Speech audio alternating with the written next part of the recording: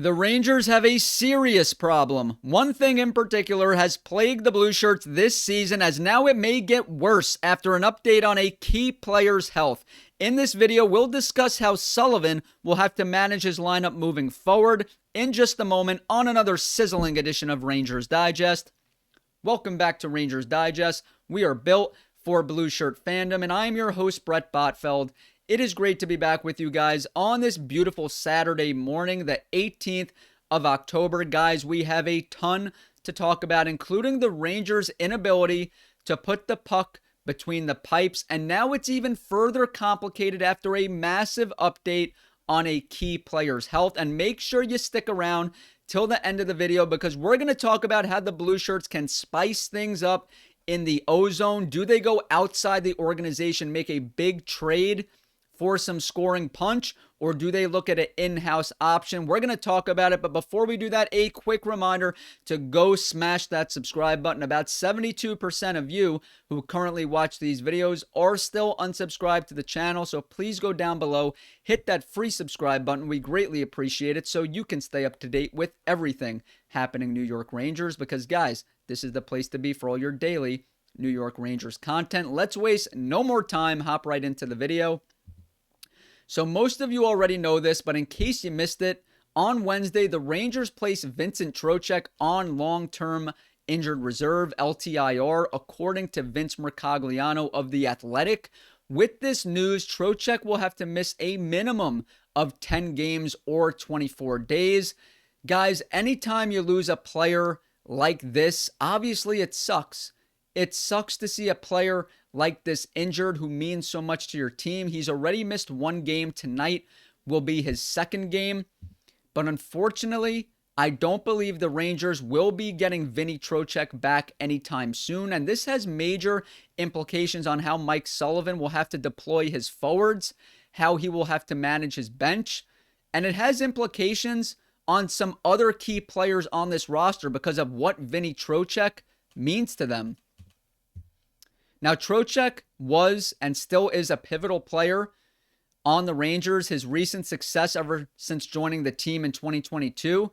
Just 2 seasons ago, Trocheck made the All-Star game after putting up a career-high 77 points. Not only that, he helped the Rangers clinch the President's Trophy for most points by a team and reach the Eastern Conference Finals after scoring 8 goals and recording 12 assists in 16 playoff games.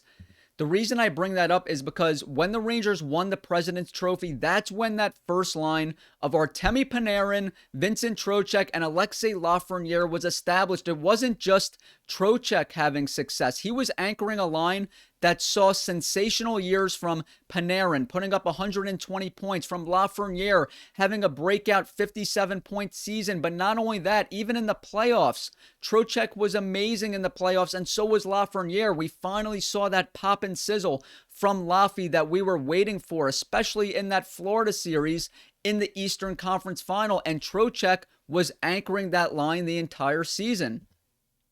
Now, even last year, Trocheck was productive. He scored 26 goals, 33 assists in 82 games. He was effective. He was durable. And even during a down year last year, that first line of Breadman, Vinny Trocheck, and Laffy was still effective. They still outscored their opponents 36-28 in 60 games together. And this was during a down year. Now, this year, Trocheck's only played 2 games, recorded 1 assist in 28 minutes of ice time. Now, I know what you're saying. You know, Trocheck played 2 games this year and Panarin didn't score a goal. Well, guys, that's a small sample size. He's already been out 4 games now, Vinny. He's going to be out for his 5th game tonight. And, you know, it's not good for a player like Panarin. It's not good for a player like Lafreniere. I mean, Panarin's chances of scoring goals and Lafreniere's chances of scoring don't go up when Trocheck is out. They go up when Trocheck is anchoring that line. And now things have been shifted around ever since Trocheck got hurt. We're going to break that down later on. But before we do that, I want to get into a quote from Mike Sullivan post-game against Toronto, because it was very interesting to me and it ties into what I'm talking about right now. So Mike Sullivan said this game, talking about Toronto, felt similar to the last few, where the New York Rangers played good defense and created chances, but just couldn't finish. His main focus at this point, we've got to make sure we don't get discouraged. Guys, the reason I bring this up is because it's easy to get discouraged, especially for a player like Panarin, who, usually is a sensational talent. Ever since joining the Rangers, he's been off the charts, producing the most points, being one of the best players in hockey, one of the best free agent acquisitions in New York Rangers franchise history. And now he's off to such a putrid start, whether it's battling injury or not being productive, putting up 0 goals. It's not like him. And it's easy to get discouraged because now he's without his line mate, who he's developed such great chemistry with. But not only that, he's in a contract year, and now he's starting to press. Now he's starting to grip that stick a little too tight.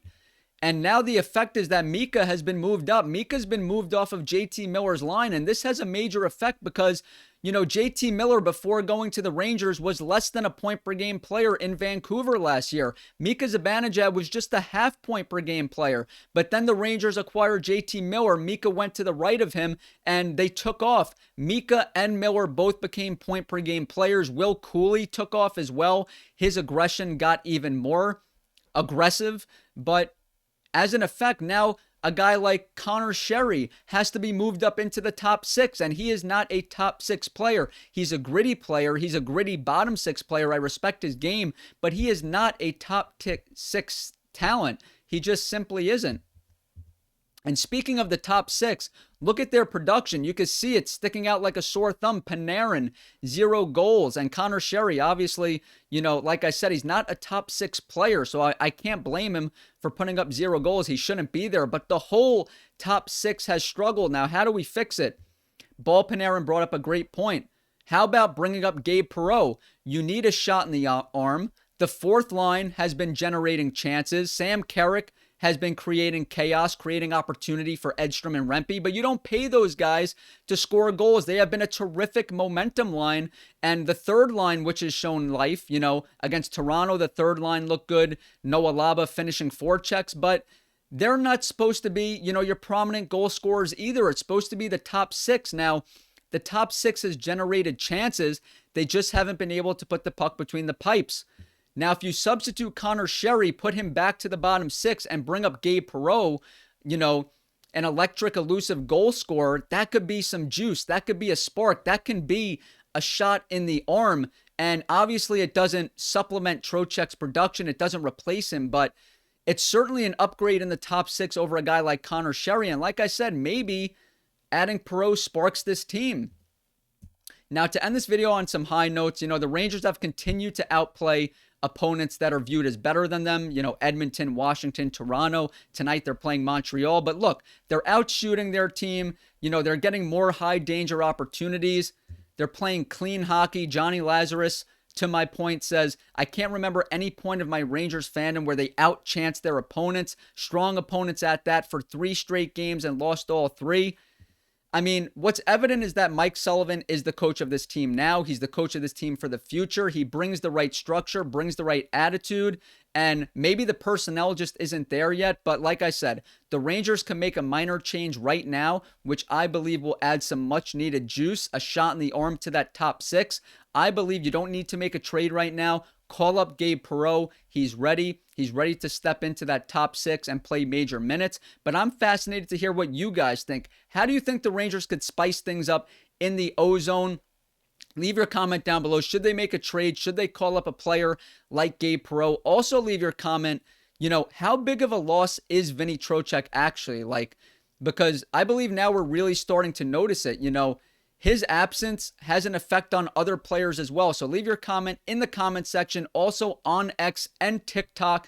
It's in the description. The conversation always continues on those platforms. Let us know how you feel. And if you still haven't yet, hit that free subscribe button so you can stay up to date with everything happening New York Rangers.